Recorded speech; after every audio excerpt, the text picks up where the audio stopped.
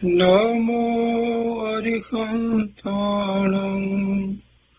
नमो सिद्धाणं नमो आयर्याणं नमो जयाणं नमो लोये सौसाहुनम् असपंसनमोकारो सर्वपावपणासनो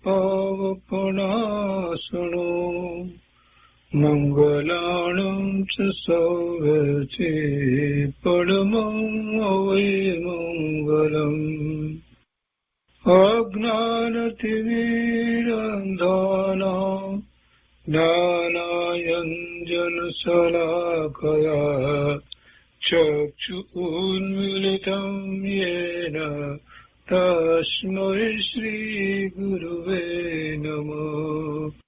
मुखादिव्याकुक्षिरत्नं शब्दजितवर्यात्मजम् श्रीराजचन्द्रयहुं वन्दे तत्त्वलोचनदायकम् प्रभुतत्त्वलोचनदायकम्।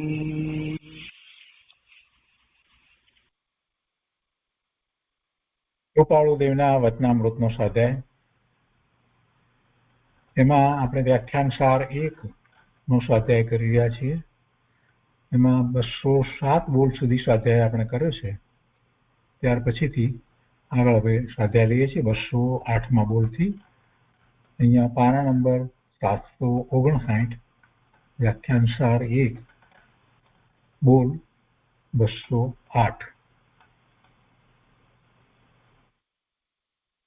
વસ્તુને સમજાવવા માટે અમુક નયથી ભેદ રૂપે વર્ણન કરવામાં આવ્યું છે. વાસ્તવિક રીતે વસ્તુ, તેના ગુણ અને પર્યાય એમ 3 જુદા જુદા નથી, એક જ છે. ભેદ પાડવામાં આવ્યા છે, અને ભેદ પાડવામાં આવ્યા છે તો એમાં નય પણ લાગુ પડે છે. એટલા માટે તો ભેદ કર્યા છે.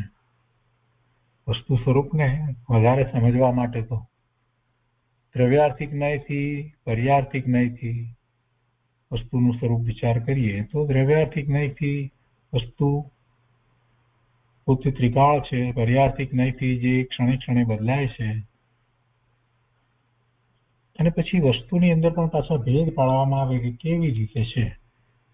તો અખંડ અભેદ વસ્તુ એ સત્તા માત્ર છે, અને જેના ગુણો છે તો એના અનંત ગુણ, તો એ ગુણ અને ગુણી એવા પણ ભેદ પડે છે. એટલે અહીંયા એ વાત સમજાવી છે કે વાસ્તવિક રીતે વસ્તુ, તેના ગુણ અને પર્યાય એમ વસ્તુ એટલે દ્રવ્ય, કોઈ પણ 6 પ્રકારના દ્રવ્ય જોયા છે ભગવાને, એમાં કોઈ પણ દ્રવ્ય લઈએ, વસ્તુ, તેના ગુણ અને પર્યાય એમ 3 જુદા જુદા નથી, એક જ છે. ગુણ અને પર્યાયને લઈને વસ્તુનું સ્વરૂપ સમજાય છે. કોઈ પણ પદાર્થને આપણે બતાવવો હોય, જણાવવો હોય તો એના વિશે આપણે શું જાણીએ? એના ગુણ ધર્મો જાણીએ છીએ ને, અને એનું પરિણમન જે થાય છે એને જાણીએ છીએ, ત્યારે આપણને ખ્યાલ આવે છે કે વસ્તુ કેવી છે. એટલે ગુણ અને પર્યાયને લઈને વસ્તુનું સ્વરૂપ સમજાય છે. જેમ સાકર એ વસ્તુ, મીઠાશ એ ગુણ, અને ખરબચડો આકાર એ પર્યાય છે. તો એ 3ને લઈને સાકર છે. મીઠાશવાળા ગુણ વિના સાકર ઓળખી શકાતી નથી. તેવો જ એક ખરબચડા આકાર વાળો કટકો હોય પણ તેમાં ખારાશનો ગુણ હોય તો તે સાકર નહીં પરંતુ મીઠું અર્થાત લૂણ છે. એટલે ગુણ દ્વારા ખ્યાલ આવે છે. બંને સરખા સફેદ રંગના ગાંગડા છે, પણ છતાં બંનેના સ્વાદ જુદા છે, અને સ્વાદથી જ આપણે જાણીએ છીએ કે આ સાકર છે કે આ મીઠું છે. એટલે એ વાત સમજાવે છે કે આ ઠેકાણે પદાર્થની પ્રતીતિ અથવા જ્ઞાન, પ્રતીતિ શ્રદ્ધા થવી એની પ્રતીતિ થવી, અને અથવા જ્ઞાનને લઈને જ ખરેખર તો પ્રતીતિ હોય. જ્ઞાન વિના કઈ એમને પ્રતીતિ થતી નથી.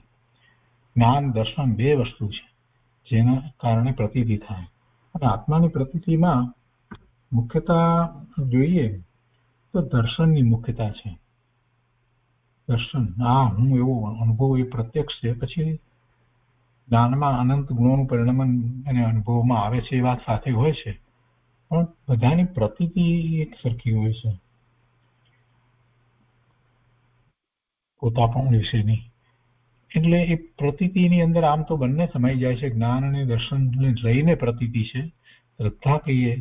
અને પ્રતીતિમાં એક એવી પ્રતીતિ પણ કહેવામાં આવે છે કે જેમાં હજી વિકલ્પ રૂપે એવું પ્રતીત કરવામાં આવ્યું છે, એવું શ્રદ્ધાન કરવામાં આવ્યું છે. અને બીજું પ્રતીત જ્ઞાન દર્શન સહિત એટલે અનુભૂતિ સહિત હોય છે, પૂરેપૂરી એના વિશે અનુભવ સહિત પ્રતીતિ હોય, એ શ્રદ્ધા, એને સમ્યક શ્રદ્ધા કહીએ છીએ. તો કે છે કે આ ઠેકાણે પદાર્થની પ્રતીતિ અથવા જ્ઞાન ગુણને લઈને થાય છે. એ પ્રમાણે ગુણી એટલે કે જેમાં ગુણો રહેલા છે તેવો ગુણી એવો પદાર્થ, એ વસ્તુ. અને ગુણ એ જુદા નથી. ગુણોનો સમૂહ એ જ ગુણી, એ જ પદાર્થ, એ જ વસ્તુ, એ જ દ્રવ્ય છે. છતાં અમુક કારણને લઈને પદાર્થનું સ્વરૂપ સમજાવવા માટે એને જુદા કહેવામાં આવે છે, ગુણ અને ગુણી. જ્યારે ગુણો સમજાવવા છે તો ગુણો દ્વારા સામર્થ્ય સમજાવવું છે ને, તો એક એક ગુણને જુદો કરી અને સમજાવવામાં આવે. વાસ્તવમાં ગુણો બધા સાથે જ રહેલા છે. અને જેટલું એ વસ્તુનું પ્રદેશ છે, એટલે આત્માનો વિચાર કરીએ તો આત્માના જેટલા પ્રદેશ છે, બધા પ્રદેશમાં દરેક ગુણ રહ્યો છે. એટલે ક્ષેત્ર, વસ્તુનું ક્ષેત્ર અને ગુણનું ક્ષેત્ર કઈ જુદા નથી, એ જ ક્ષેત્ર છે. આગળ અહીંયા 209માં બોલમાં કહે છે કે ગુણ અને પર્યાયને લઈને પદાર્થ છે. કોઈ પર્યાય જ ન હોય એવું બને. વસ્તુ છે તો એની કોઈ એક અવસ્થા તો હોય ને, એટલે એ પર્યાય છે. અને એનું બદલવું થાય છે, પરિણમન થાય છે, અવસ્થાઓ બદલાય, એ પર્યાય છે. અને વસ્તુ છે તો શું છે? ગુણોનો સમૂહ છે. એટલે ગુણ અને પર્યાયને લઈને પદાર્થ છે. જો તે બે ન હોય તો પછી પદાર્થ છે તે ન હોવા બરાબર છે. એટલે પછી પદાર્થ છે એમ કહેવું એ પણ અસત્ય ઠરે. અહીંયા તો કહે છે કે એ ન હોવા બરાબર છે, કારણ કે તે શા કામનો? ગુણ વિના પદાર્થ શા કામનો?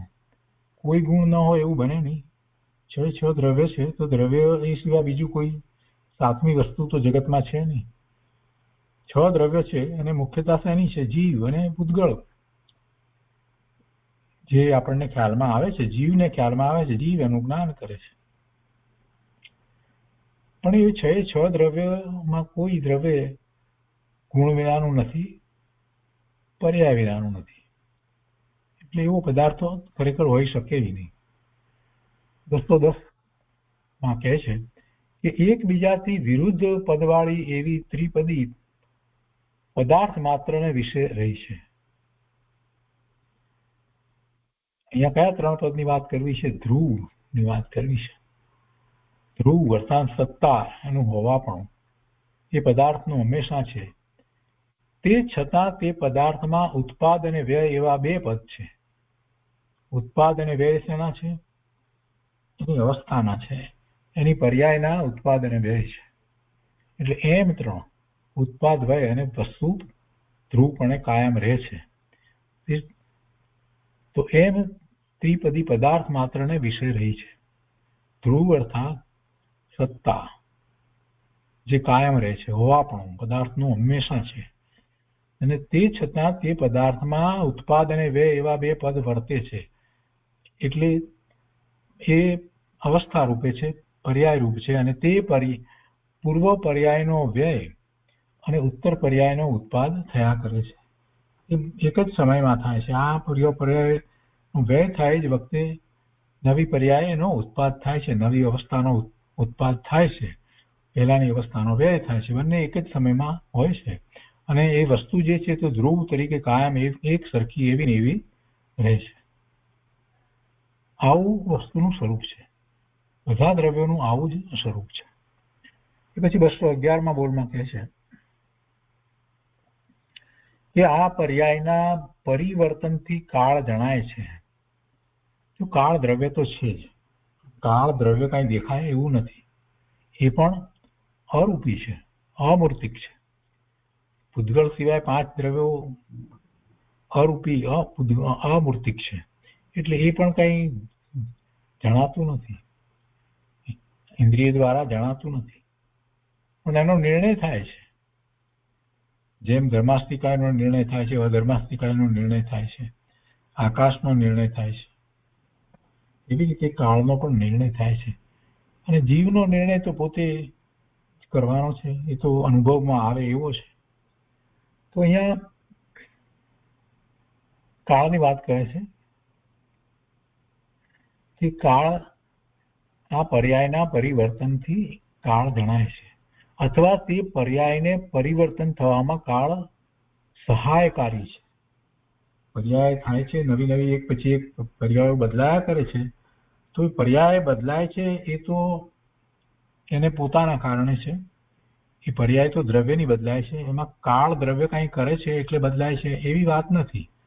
પણ કાળની પર્યાય, કાળ દ્રવ્ય છે એની પર્યાય, એ પર્યાયને આપણે સમય તરીકે જે ઓળખીએ છીએ, પછી વધારે સમય ભેગા કરીએ તો એ પ્રમાણે પછી પળ ને વિપળ ને બધું હોય. બીજી રીતે કહીએ તો સેકન્ડ, મિનિટ વગેરે હોય.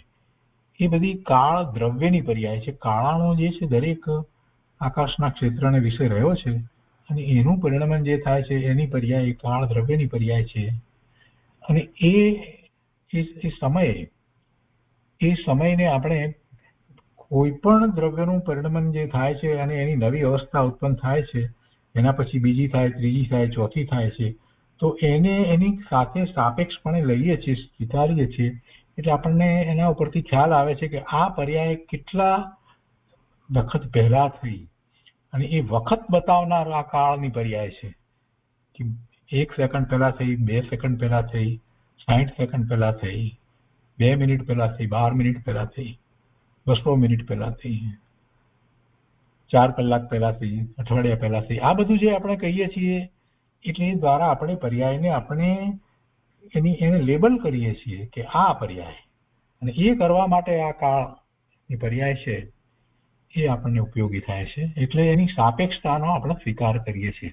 પણ સીધું કાંઈ કાળ દ્રવ્ય આને પરિણમન કરાવે એવું નથી. દરેકના પરિણમન, 5 દ્રવ્યો જે પરિણમી રહ્યા છે એમાં એ રીતે કાળ દ્રવ્યની પર્યાય જે છે એ એનો વખત બતાવે છે, એટલે એને માટે એ અપેક્ષાએ સહકારી છે.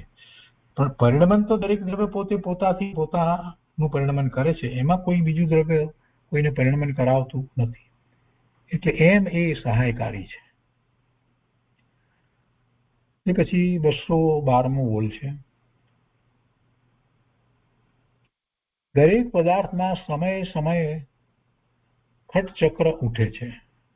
ષટચક્ર, ખટચક્ર કહો કે ષટચક્ર કહો, તે સંખ્યાત ગુણ વૃદ્ધિ, અસંખ્યાત ગુણ વૃદ્ધિ, અનંત ગુણ વૃદ્ધિ, સંખ્યાત ગુણ હાનિ, અસંખ્યાત ગુણ હાનિ અને અનંત ગુણ હાનિ, જેનું સ્વરૂપ શ્રી વિતરાગ દેવે અવાક ગોચર કહે છે. એટલે એ કહી શકાય એવું નથી એનું સ્વરૂપ, પણ એ કેવળી ભગવાનના જ્ઞાનમાં એ વાત આવે છે. એમને દરેક પદાર્થમાં આ જે સટગુણ હાનિ વૃદ્ધિ જે થાય છે એ જાણે છે. સંખ્યાત ગુણ વૃદ્ધિ થાય છે અને એ જ પ્રમાણે સંખ્યાત ગુણ હાનિ થાય છે, એટલે વસ્તુ તો એવી ને એવી જ રહે છે. અસંખ્યાત ગુણ વૃદ્ધિ થાય છે અને અસંખ્યાત ગુણ હાનિ થાય છે, એટલે વસ્તુ તો એમ જ રહે છે.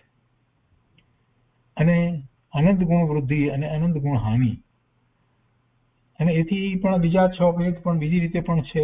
એટલે આમાં જ વધારે છે કે જ્યારે સંખ્યાત ગુણ લીધું તો પછી સંખ્યાત ભાગ, અસંખ્યાત ભાગ અને અનંત ભાગ એ હાનિ અને વૃદ્ધિ એમ પણ સાથે છે. તો એ સૂક્ષ્મપણે છે. પણ એ દરેક પદાર્થની અંદર એમ થાય છે અને એમ એ બદલાવ થાય છે કે જે કેવડી ગમ્ય છે એ સામાન્ય કોઈની દ્રષ્ટિમાં આવે એવું નથી. છતાંય વસ્તુ એવી ને એવી સદાય રહે છે. વસ્તુ આમ થવા છતાં કેમ એવી ને એવી રહે છે? કેમ કે વસ્તુમાં એવો ગુણ છે, અગુરુ લઘુત્વ નામનો ગુણ છે. એટલે એ એવા વધ કે ઘટ થઈ શકતી નથી. આ જે થઈ રહ્યું છે અંદરમાં હાનિ વૃદ્ધિ થઈ રહી છે તે છતાં પણ વસ્તુ એવી ને એવી જળવાઈ રહે છે. એને હાનિ કે નુકસાન થતું નથી કે એની વૃદ્ધિ થતી નથી. એ પછી 213મો બોલ છે. એમાં કહે છે કે આકાશના પ્રદેશની શ્રેણી સમ છે. સમ એટલે માકું ચૂકું આડું ઓળું થાય એવી રીતે નહીં. આકાશના પ્રદેશની શ્રેણી સમ છે. વિષમ માત્ર એક પ્રદેશની વિદિશાની શ્રેણી છે. એક પ્રદેશની વિદિશાની શ્રેણી હોય એને વિષમ કહેવાય. પણ બે પ્રદેશ થાય તો એક લાઈનમાં આવે ને. સમ શ્રેણી 6 છે અને તે બે પ્રદેશી છે. બે પ્રદેશ આમ છે, બે પ્રદેશ આમ છે, બે પ્રદેશ આમ છે. એટલે એ રીતે સમ શ્રેણી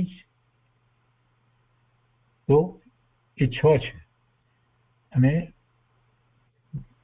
એ શ્રેણી કહીએ એટલે બે પ્રદેશ થાય તો જ શ્રેણી બને, એ સિવાય શ્રેણી ક્યાંથી બને? એટલે તે બે પ્રદેશી છે.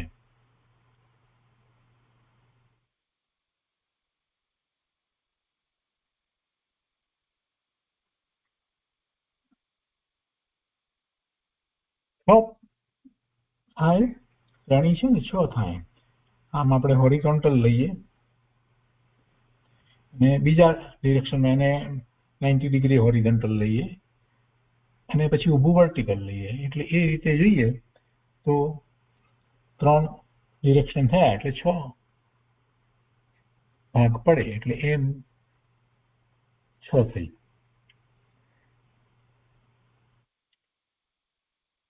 હવે કહે છે કે પદાર્થ માત્રનું ગમન સમ શ્રેણીએ થાય છે, વિષમ શ્રેણીએ થતું નથી. વિષમ શ્રેણીએ થતું નથી. એ શ્રેણીએ થાય છે, સમ શ્રેણીએ થાય છે. કારણ કે આકાશના પ્રદેશની સમ શ્રેણી છે તેમજ પદાર્થ માત્રમાં અગુરુ લઘુ ધર્મ છે, તો તે ધર્મે કરી પદાર્થ વિષમ શ્રેણીએ ગમન નથી કરી શકતા.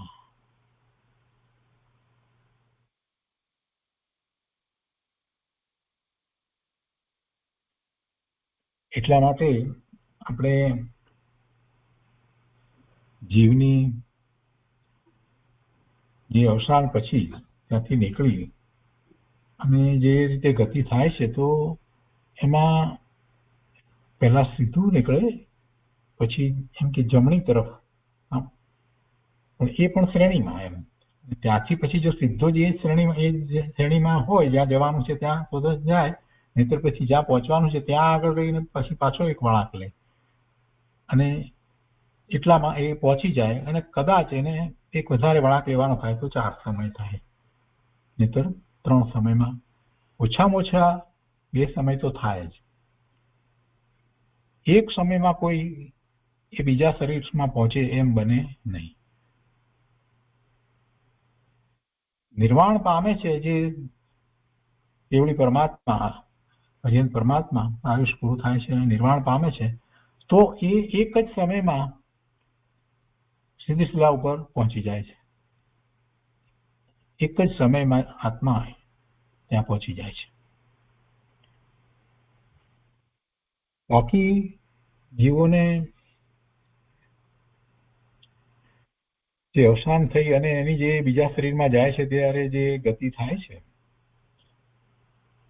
વિગ્રહ ગતિ, એમાં ઓછામાં ઓછા 2, મોટે ભાગે 3, કોઈક વખત 4 પણ સમય થાય. એનું કારણ એ રીતે છે કે આમ શ્રેણીમાં એ જાય છે ને, એટલે આમ વિષમ શ્રેણી એ નથી જતો.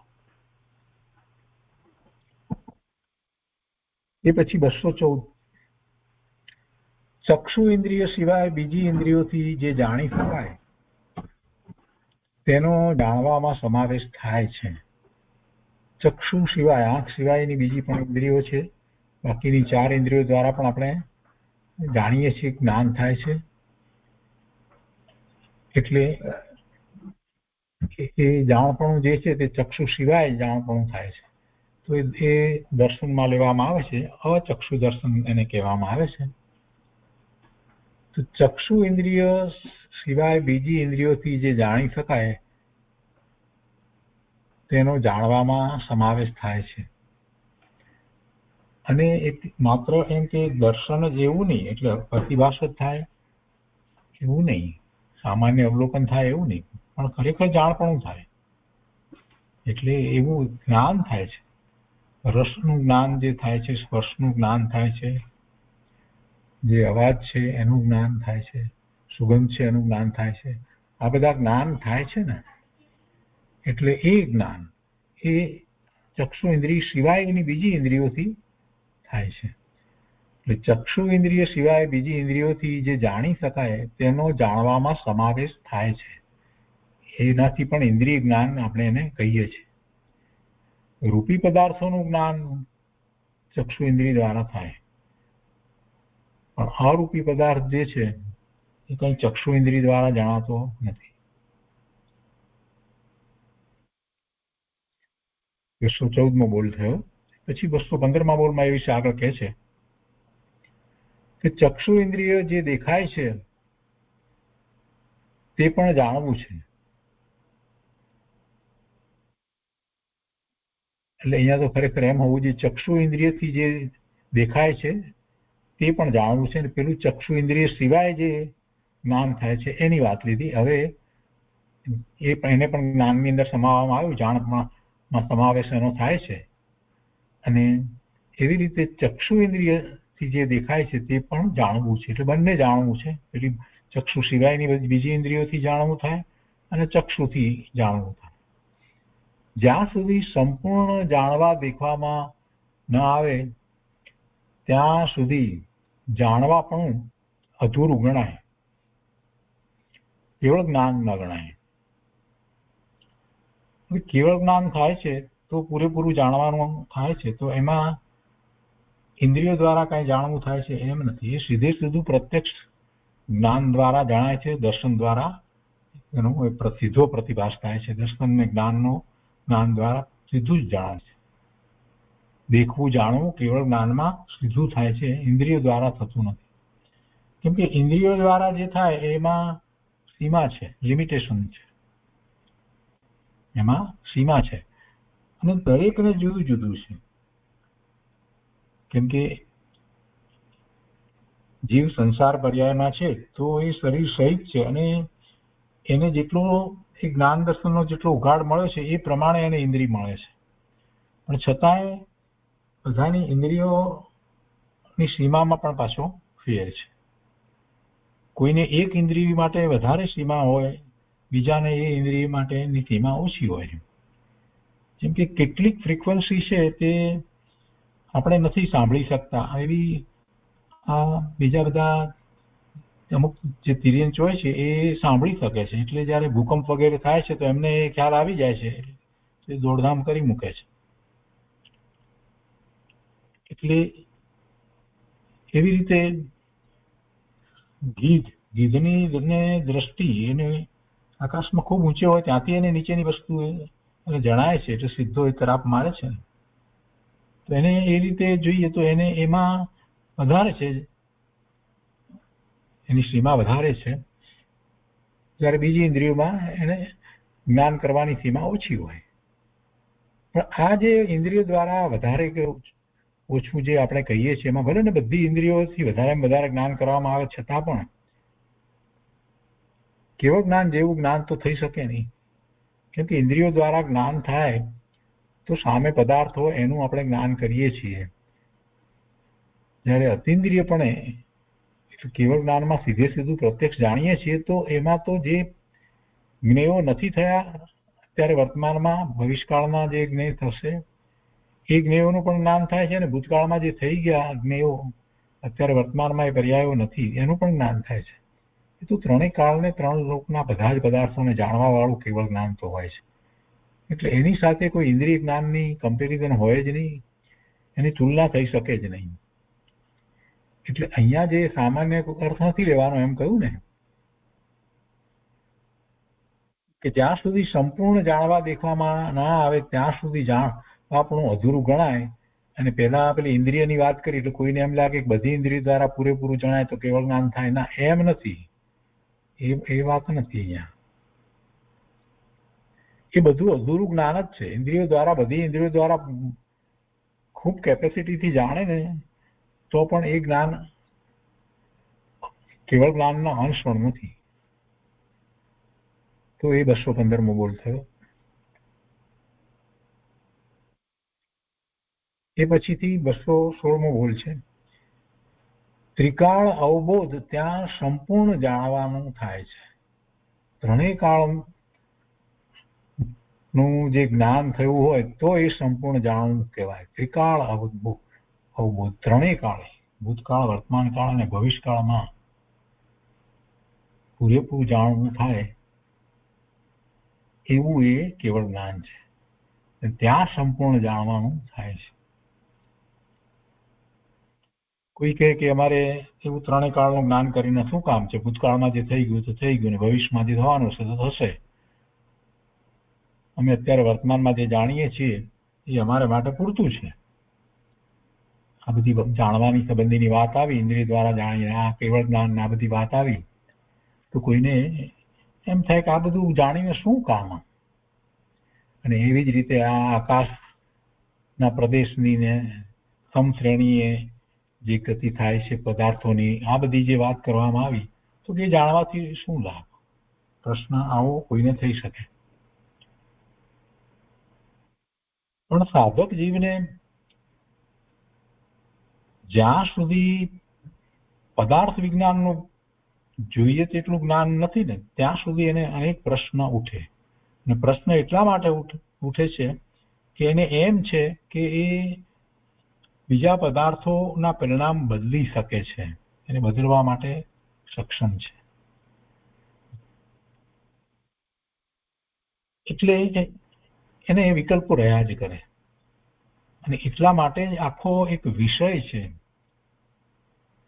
કર્ણાનુયોગનો વિષય અથવા તો ગણિતાનુયોગનો એ આખો એ વિષય છે. એના શાસ્ત્રો છે, 4 અનુયોગના શાસ્ત્રો કહેવામાં આવે છે. તેમાં એ ગણિતાનુયોગ અથવા તો કર્ણાનુયોગ, અને એમાં વસ્તુ સ્વરૂપનું અને જગતનું જેમની જૈન ભૂગોળ જે આપણે કહીએ છીએ એ બધું એમાં વર્ણન ઘણું છે. એ સિવાય કર્મ વગેરેનું વર્ણન છે. અને એ કેટલુંક જાણવું ખૂબ જરૂરી છે. જો એ ન જાણીએ અને એમ માની લઈએ કે બસ હું તો આત્મા છું તો એમ પાર નહીં આવે, કેમ કે એને વિકલ્પો ઉઠશે જ નહીં. આજુબાજુ, પોતાની આજુબાજુ શું છે, કેમ છે, શા માટે છે એ જાણ્યા વિના એને બીજા બાહ્ય બધા પદાર્થોની અંદર એ કેવું છે, કયા પ્રકારે છે એવી જાણવાની વૃત્તિ ઉઠવાની જ છે. અને એમાં એ પૂતગળ પરમાણુના સ્કંદની વિવિધ રચનાઓને જ્યારે જીવ જુએ છે તો એને કેટલી વખત એવું આશ્ચર્ય પણ થાય છે અને એના જાણવા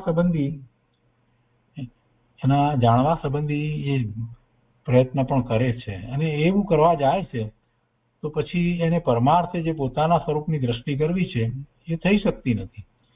એટલે એવું જ્ઞાન મેળવી લેવામાં આવે, એવું પદાર્થ વિજ્ઞાન જૈન દર્શન દ્વારા જે કહેવામાં આવ્યું છે, જે પંચાષ્ટિકાએ પ્રવચનસાર વગેરેમાં ખૂબ સારી રીતે વર્ણવવામાં આવ્યું છે, જેના આપણે સ્વાધ્યાય પણ કર્યા છે. તો એવું જ્ઞાન મેળવી લીધા પછીથી જીવને શાંતિ થઈ જાય છે. પદાર્થને જેમ છે તેમ એ જાણી લે છે, દ્રવ્યને જેમ છે તેમ એ જાણી લે છે, અને મુખ્યપણે પૂતગળ પરમાણુને અને એના સ્કંદને. એટલે પછી એને એમાં કોઈ જિજ્ઞાસા વૃત્તિ રહેતી જ નથી. એની બધી વાતને સારી રીતે સમજી લે છે, જાણી લે છે, એટલે કોઈ એના પ્રત્યે જિજ્ઞાસા થતી નથી. એટલું જ નહીં, એમાં કર્તાપણાની બુદ્ધિ થતી નથી, અને વળી પોતાને વિશે જે કંઈ થઈ રહ્યું છે એમાં એ કંઈ કરે છે એમ પણ થતું નથી. એટલે પોતાના સ્વતંત્ર પરિણમને સમજવા માટે પણ આ બધું એને સમજવું તો પડે, જાણવું તો પડે. અને એટલા માટે મહાપુરુષોએ બધાએ આ વાત કરી છે. આખા શાસ્ત્ર એના લખાયા છે જાણવા બાબતના. એટલે તો જ એને ખ્યાલ આવે કે જે એ ઇન્દ્રિયો દ્વારા જે જાણે છે એ જાણવું એટલું નથી જે એની શક્તિ છે. કેમ કે જ્ઞાનનો તો સ્વભાવ છે જ્ઞેય માત્રને જાણવાનો. જ્ઞાનનો સ્વભાવ તો જ્ઞેય માત્રને જાણવાનો છે. તો એ જ્ઞેય વર્તમાનમાં હોય કે ન હોય, પણ એ જ્ઞેય છે ને તો જ્ઞાન જાણે. એટલે કેવળ જ્ઞાન જ્ઞેય માત્રને જાણે છે. અત્યારે એ જ્ઞેય ક્યાં છે એની સાથે કાંઈ સંબંધ નથી.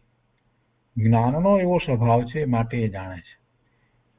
કેટલું દૂર છે એ સાથે સંબંધ નથી, કેટલું સૂક્ષ્મ છે એની સાથે સંબંધ નથી.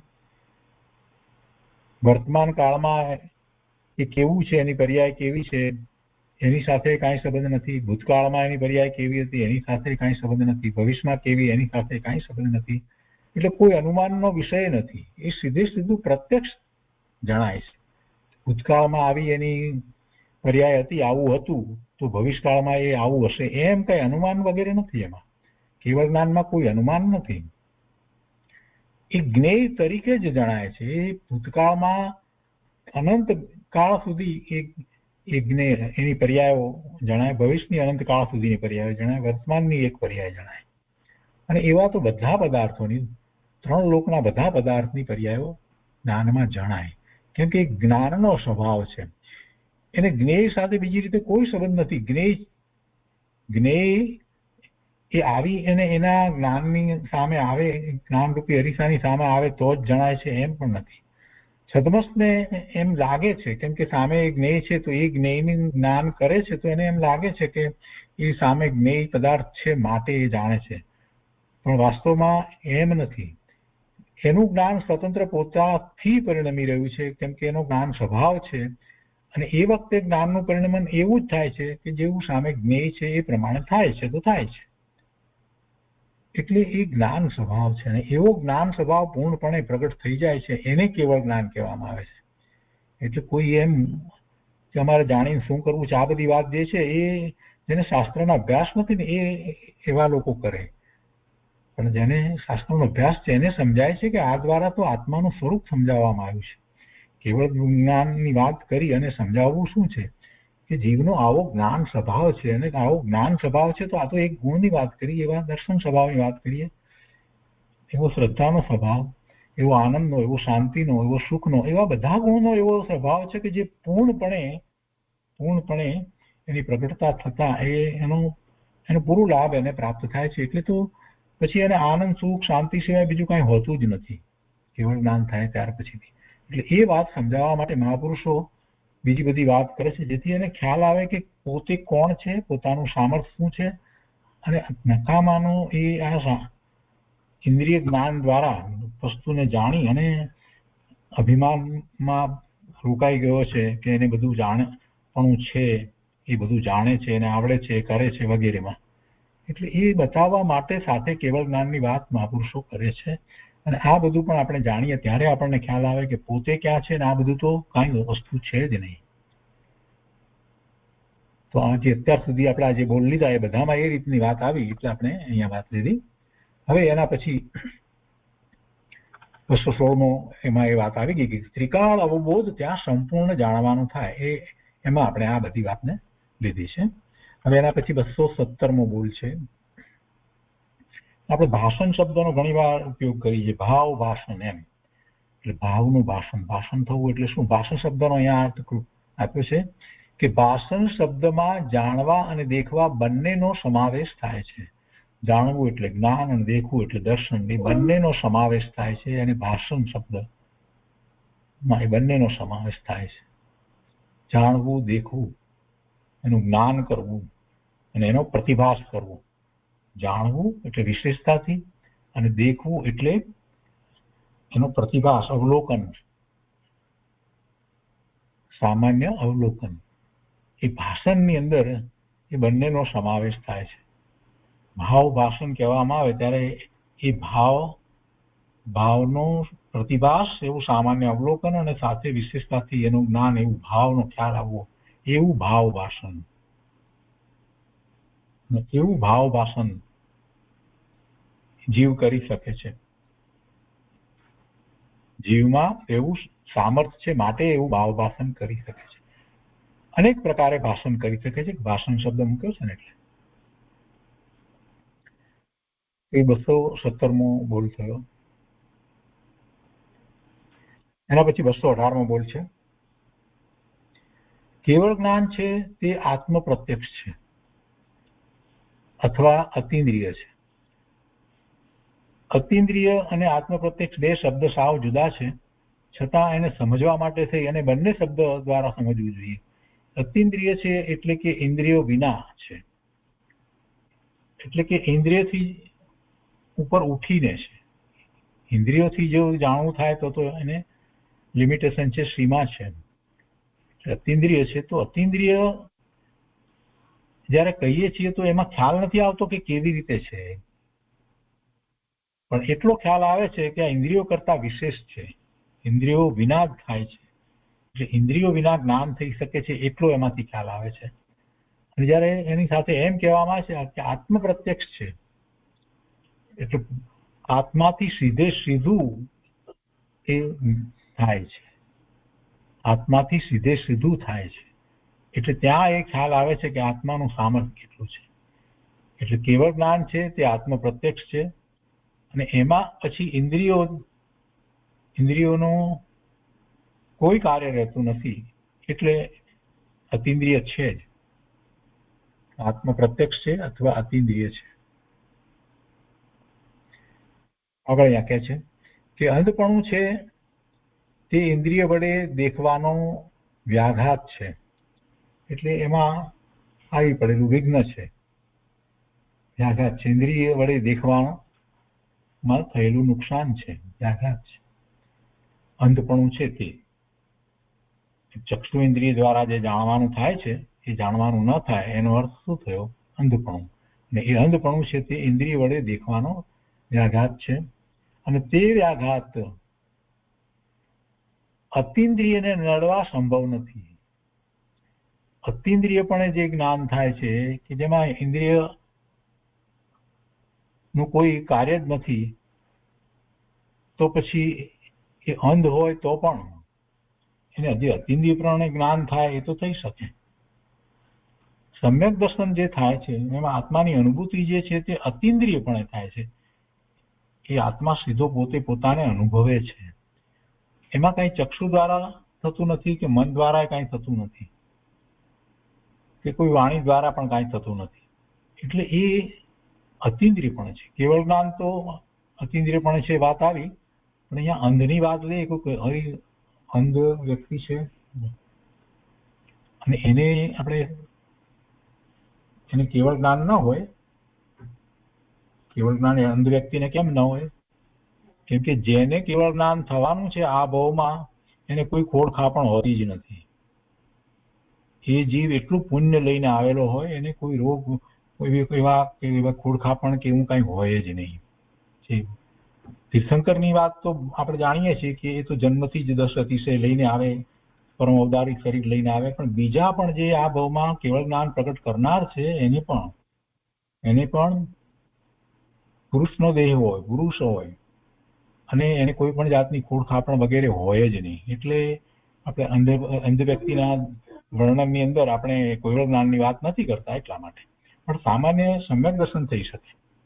તો સમ્યક દર્શન થાય છે તો એ પણ અતિન્દ્રિયપણે થતું જ્ઞાન દર્શન છે, અને એમાં એ અંધને થઈ શકે. ભલે ને ચક્ષુ ઇન્દ્રિય એની કામ ન કરતી હોય તો પણ એને આત્માની અનુભૂતિ થાય છે. એટલે એ વાત અહીંયાથી પ્રાપ્ત થાય છે કે અંધપણું છે તે ઇન્દ્રિય વડે દેખવાનો વ્યાઘાત છે, અને તે વ્યાઘાત અતિન્દ્રિયને નડવા સંભવ નથી. અતિન્દ્રિયને નડવા સંભવ નથી. એટલે શરીરમાં કોઈ પણ પ્રકારે આ રીતે ખોડખાપણ કાંઈ પણ હોય તો પણ જીવ એ સમ્યક પ્રગટ કરે ન કરે એવું નથી, કેમ કે એ અતિન્દ્રિયપણે કરવાનું છે, એ અતિન્દ્રિયપણે કરવાનું છે.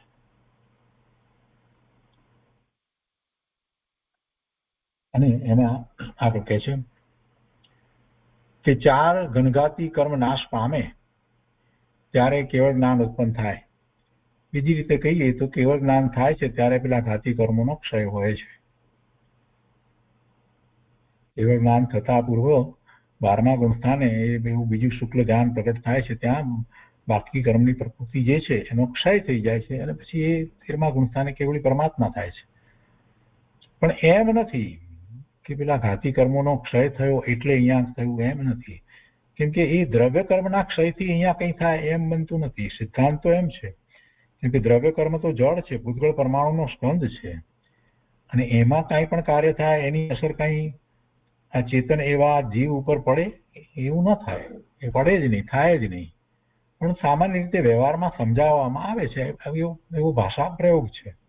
અને સાથે ને સાથે એક બીજી પણ વાત હોય છે કે જ્યારે એવા દ્રવ્ય કર્મ છે તો સાથે ભાવ કર્મ પણ છે. ભાવ કર્મ છે એ જીવની પર્યાયમાં છે, દ્રવ્ય કર્મ છે એ જળની પર્યાય છે. તો એ ઘનઘાતી કર્મ નાશ પામે ત્યારે કેવળ જ્ઞાન ઉત્પન્ન થાય. તે 4 ઘનઘાતીમાં એક દર્શનાવર્ણીય છે, જ્ઞાનાવર્ણીય, દર્શનાવર્ણીય, મોહની અને અંતરા, એ 4 ઘનઘાતી કર્મ છે. તો એમાં એક દર્શનાવર્ણીય છે અને તેની ઉત્તર પ્રકૃતિમાં એક ચક્ષુ દર્શનાવર્ણીય છે. દર્શનાવર્ણીયની પછી પ્રકૃતિઓ એટલે પેટા પ્રકૃતિનો વિચાર કરીએ તો એમાં જેમ દર્શન જે છે તે ચક્ષુ દર્શન, અચક્ષુ દર્શન, અવધિ દર્શન અને કેવળ દર્શન છે. તો એની સામે એને આવરણ કરનાર નિમિત્ત તરીકે જે કર્મની પ્રકૃતિ છે, તો ચક્ષુ દર્શનની સામે ચક્ષુ દર્શનાવરણીય છે, અચક્ષુ દર્શનની સામે અચક્ષુ દર્શનાવરણીય છે, અવધિ દર્શનની સામે અવધિ દર્શનાવરણીય છે, અને કેવળ દર્શનની સામે કેવળ દર્શનાવરણીય છે. એવી કર્મની પ્રકૃતિ હોય છે. અને એ સિવાય પણ બીજી 5 પ્રકૃતિ હોય છે, નિંદ્રા, નિંદ્રા નિંદ્રા, પ્રચલા પ્રચલા પ્રચલા અને સાત વૃદ્ધિ, કે જેને કારણે આપણને ઊંઘ આવે છે અને ઊંઘના જે લેવલ છે એ પ્રમાણે હોય છે. તો એ બધું જે છે તે દર્શનાવરણીય, એ બધી દર્શનની પ્રકૃતિ છે, દર્શનાવરણીયની પ્રકૃતિઓ છે.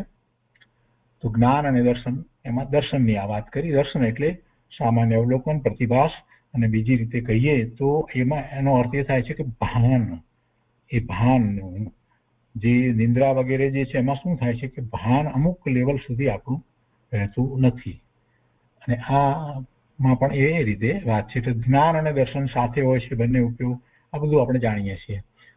તો અહીંયા કહે છે કે તે ક્ષય થયા બાદ કેવળ જ્ઞાન ઉપજે. એટલે જ્ઞાનાવરણીય તો જાય પણ દર્શનાવરણીય પણ સાથે જાય, અને કેવળ જ્ઞાન ઉપજે તો 4 જાય ત્યારે જ જાય. એટલે 4 ઘનઘાતી કર્મ નાશ પામે ત્યારે કેવળ જ્ઞાન ઉત્પન્ન થાય. તે 4 ઘનઘાતીમાં એક દર્શનાવરણીય છે, તેની ઉત્તર પ્રકૃતિમાં એક ચક્ષુ દર્શનાવરણીય છે, અને તે ક્ષય થયા બાદ કેવળ જ્ઞાન ઉપજે, અથવા તો જન્માંધપણાનું કે અંધપણાનું આવરણ ક્ષય થયેથી કેવળ જ્ઞાન ઉપજે. હવે અહીંયા આ જે વાત કરી છે એટલે એટલું માત્ર લેવાનું નથી. જન્માંધપણાનું કે અંધપણાનું આવરણ ક્ષય થયેથી કેવળ જ્ઞાન ઉપજે, એ રીતે વાત નથી. એ ફક્ત સમજાવવાની અપેક્ષાથી વાત છે. જન્મથી અંધ, આમ તો જન્માંધપણાનું એટલે જન્મથી અંધપણું. હવે જન્મથી અંધપણું એટલે અહીંયા તો એ રીતે અંધપણું લેવાનું છે કે જેને જ્ઞાન દર્શન નથી એવું અંધપણું લેવાની વાત છે. એવા અંધપણાનું આવરણ ક્ષય થયેથી કેવળ જ્ઞાન ઉપજે એમ લેવાનું છે. આપણે ઇન્દ્રિયજનિક જન્મથી અંધ હોય એની આ વાત લેવાની નથી. આગળ કહે છે કે અચક્ષુ દર્શન આંખ સિવાયની બીજી ઇન્દ્રિયો અને મનથી થાય છે. તેનું પણ જ્યાં સુધી આવરણ હોય ત્યાં સુધી કેવળ જ્ઞાન ઉપજતું નથી. એટલે દરેક પ્રકૃતિઓ જે ઘાતી કર્મની જે છે બધી જ પ્રકૃતિઓનો ક્ષય થાય, કેવળ જ્ઞાન થતા પૂર્વે એ થાય છે. તેથી જેમ ચક્ષુને માટે છે તેમ બીજી ઇન્દ્રિયોને માટે પણ જણાય છે. એટલે બધી ઇન્દ્રિયો જે છે એ ઇન્દ્રિયોને આવરણ કરનાર જે છે તે ઇન્દ્રિયો દ્વારા થતું જ્ઞાન, એમાં ખરેખર જ્ઞાન ઇન્દ્રિય દ્વારા થાય છે એમ નથી, પણ એમાં એ જે તે વિષયનું જ્ઞાન જે થાય છે એ જ્ઞાન કરવામાં નિમિત્ત કારણ તરીકે ઇન્દ્રિયો છે. અને એમાં ચક્ષુથી છે અને ચક્ષુ સિવાયની બીજી 4 ઇન્દ્રિયથી પણ જ્ઞાન થાય છે, અને એવું દર્શન પણ થાય છે. જ્ઞાન અને દર્શન બંને એનાથી થાય છે. તો એ વાત અહીંયા કરી છે કે અચક્ષુ દર્શન આંખ સિવાયની બીજી ઇન્દ્રિયો એમાં આવી જાય. અચક્ષુ દર્શન કહીએ તો એ સમજાવવું છે ને એટલા માટે. તો એમાં નાક, કાન, જીભ, સ્પર્શ આ બધું આવી જાય છે. તો ને સાથે મન પણ લીધું છે. તો એનું આના પણ આવરણો રહેતા નથી. બીજી રીતે કહીએ તો એ બધી જે